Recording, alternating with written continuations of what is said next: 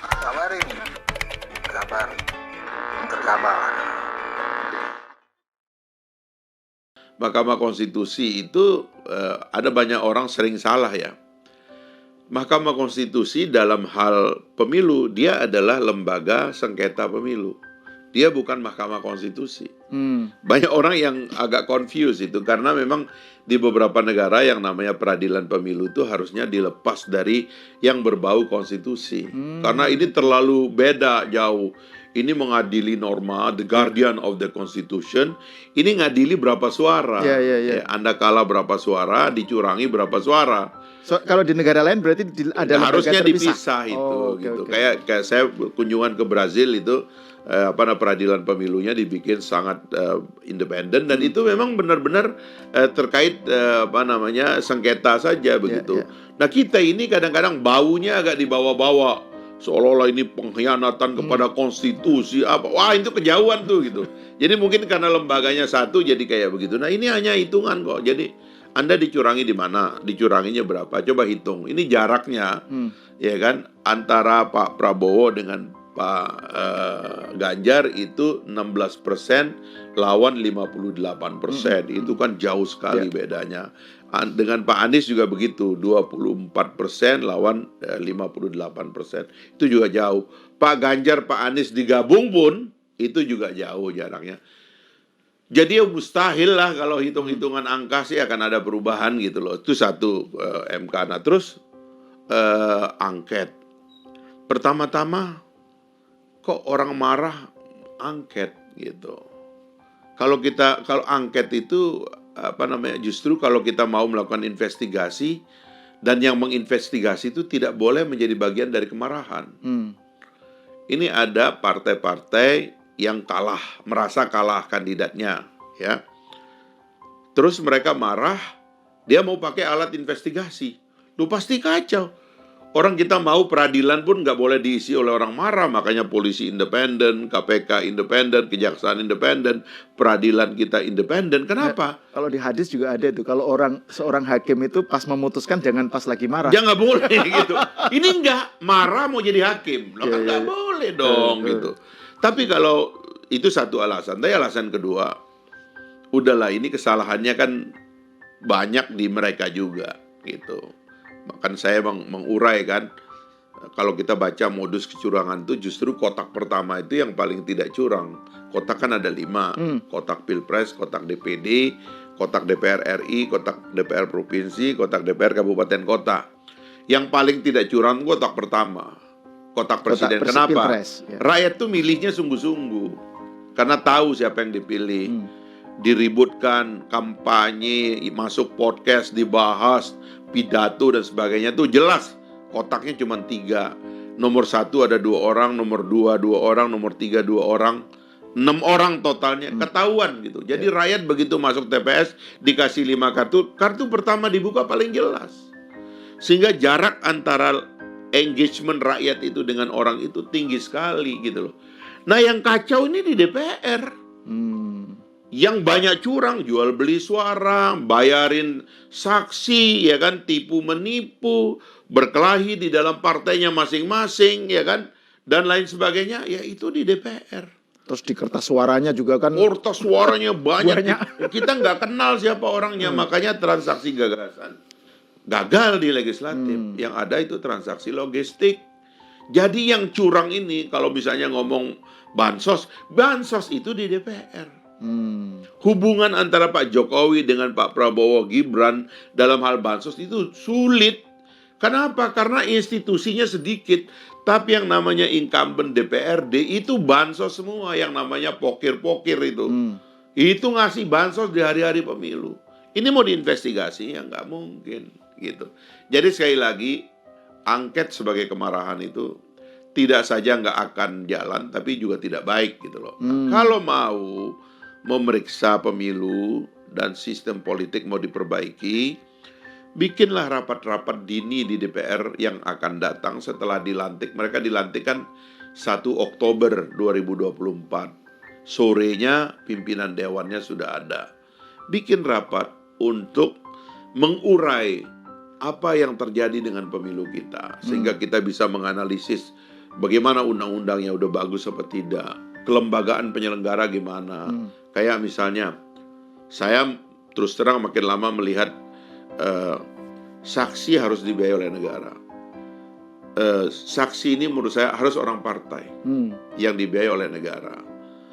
Menurut saya KPU juga kasih ke partai lagi gitu. Karena rupanya independensi bukan berarti menjadi tidak bermain. Justru kalau partainya yang menjadi panitia, mereka tidak akan saling menyurangi dan tidak akan kong kali kong juga, karena mereka punya kepentingan. Saling mengawasi. Saling mengawasi.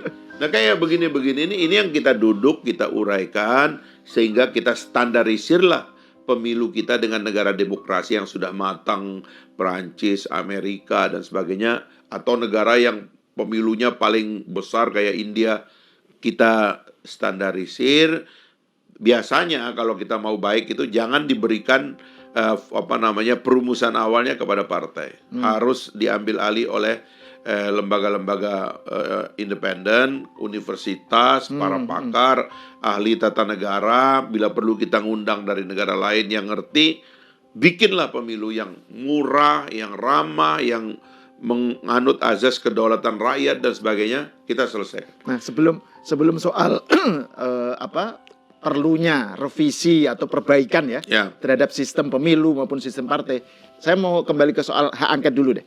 Kan asumsinya kenapa hak angket itu kan karena mereka merasa, para pengusul itu merasa bahwa pemilu itu curang bukan pada aspek hasilnya saja, tetapi sejak awal pada proses ada pemerintah, dalam hal ini Jokowi, itu dianggap sebagai mastermind desain kecurangan. Makanya yang disasar hak angket itu kan pemerintah, kebijakan pemerintah terkait pemilu. Itu satu. Jadi itu gimana Anda merespon? Terus yang kedua, Bung Fa, saya pengen Anda men-spill itu soal pernyataan Anda yang tadi yang saya sebut itu di postingan X itu.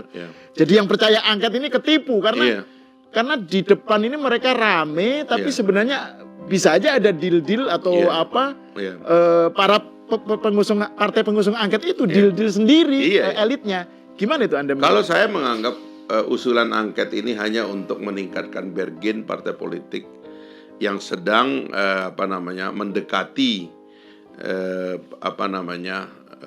pemenang pemilu, khususnya Pilpres ya, untuk satu deal baru untuk pemerintahan yang akan datang. Itu yang saya lihat. Jadi saya tidak melihat ada alasan dan kesungguhan bagi hak angket itu untuk terjadi, dan sepertinya itu juga mustahil terjadi karena itu yang bisa tertuduh dalam investigasi. Kalau nanti masyarakat sipil tiba-tiba agak nyerbu ke DPR untuk mengungkapkan data-data, ya data-data kecurangan paling banyak dilakukan dan didesain oleh partai politik. Karena desainer dari pemilu partai politik sebenarnya gitu. Karena salah satu undang-undang yang paling dijaga oleh partai politik itu dari awal gitu ya, pasal per pasal, titik koma, itu adalah undang-undang pemilu. Mereka sangat concern dengan semua tahapan. Begitu undang-undangnya jadi PP atau peraturan KPU, PKPU pindah ke KPU, mereka pun masih kontrol. Dari semua peraturan pemerintah dan peraturan lembaga yang muncul sebagai turunan daripada undang-undang, hanya PKPU yang harus mendapatkan restu dari DPR. Kenapa? Karena mereka adalah desainer daripada undang-undang dan sistem pemilu ini dari awal. Mereka nggak mau lepas itu kok. Jadi kalau dibilang mastermind-nya itu adalah politisi. Bukan Jokowi. Bukan, ya kan? PKPU itu, PKPU itu nggak harus diketahui oleh Pak Jokowi, tapi harus diketahui oleh DPR, Komisi 2. Lu gimana? Artinya apa? Desainernya mereka. Soalnya kalau kayak misalnya di film Dirty Vote itu kan dikembalikannya kan ke Pak Jokowi kan, soal misalnya tadi bansos, terus ke MK gitu kan. Bahkan Rocky Gerung kan bilang bahwa TPS yang paling problematis itu ya satu, yaitu MK. Yang nyoblos Jokowi gitu. Jadi diarahkan ke Jokowi gitu. Saya kira teman-teman itu kurang imajinatif untuk mencari musuh ya. cari musuh kok terlalu simplifikasi gitu. Musuhnya itu lebih kompleks gitu. Yaitu penataan sistem dari awal yang kita serahkan kepada mereka yang mau bertarung lebih banyak gitu. Sehingga di dalam desain itu mereka mempertahankan kekuasaannya. Jelas itu dan kelihatan kok hasilnya. Yang kedua, mereka melarang kekuatan baru. Mereka bikin threshold. Itu jelas itu. Dari mereka semua ini pekerjaan gitu. Waktu verifikasi, partai lain diverifikasi, mereka nggak mau diverifikasi.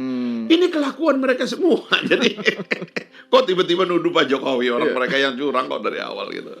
Jadi itu nggak bakalan terjadi lah. Karena kalau ini diungkap menurut saya ya, bisa-bisa rakyat melihat ini karena kelakuannya partai, suruh bubarkan semua partai, kita mulai dari nol gitu. Bisa begitu. Apalagi kalau yang mendorong itu adalah kekuatan civil society ya, NGO apa gitu yang punya pandangan tertentu yang agak sinis terhadap parpol.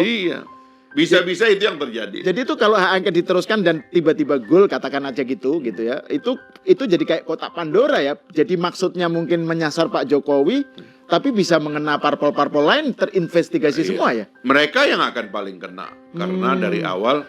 Kalau kita mempersoalkan regulasi kan misalnya kan biasanya kan tahapan kita menginvestigasi itu kan dua. Regulasi yang salah apa? Itu yang pertama gitu. Karena kita mesti lihat lubangnya dulu kan. Begitu kita ngomong regulasi apa yang salah, ya regulasi yang dilahirkan oleh DPR dan diasistensi oleh DPR. Approval satu demi satu peraturan yang dibuat oleh KPU itu di-approval oleh DPR. Terus kok bisa yang curang Pak Jokowi, orang yang mengatur mereka detail kok. Coba tanya aja KPU itu. Kalau ada bikin aturan itu, dikontrol oleh DPR. Titik komanya gitu. Nah, yang kedua itu nanti kita investigasi kelembagaannya gitu. Loh, kelembagaan ini adalah karya DPR. Yang menyeleksi anggota KPU, Bawaslu, DPR. DPRD bersama bupati, gubernur di bawah itu juga ikut andil di dalam menyusun kepanitiaan di bawah sana. Dan di situ mereka titip orang. Si ini milik partai ini, si ini milik partai ini, si ini milik partai ini. Detail mereka itu atur di situ tuh. Sehingga kalau kita ungkap nanti yang ketiga, ya kan, setelah kelembagaan, oknum-oknum yang melakukan tindak yang kita sebut curang atau apa, loh ini semua mereka ini. Kan nanti kita kemudian bisa tahu, sikuannya ke sana. Yang salah nanti siapa? Partai. Bisa mengarah kepada pembubaran partai. Dan ini mereka tahu dan nggak bakalan mau soal itu. Nggak bakalan mau. Nggak usah angket pemilu, bos. Kita minta mereka nyusun regulasi pemilu yang lebih mendengar masyarakat sipil aja mereka nggak mau. Itu udah kelakuannya dari lama gitu. Makanya kayak lembaga kayak Perludem segala macam itu kadang-kadang stres itu. Karena soal itu kadang-kadang mereka nggak mau didengar gitu. Jadi saya kira udahlah angket segala macam ini adalah orang-orang marah gitu ya yang nggak akan ada ujungnya gitu. Ya setelah dealnya selesai juga barang ini. Gitu. Saya kira itu intinya gitu.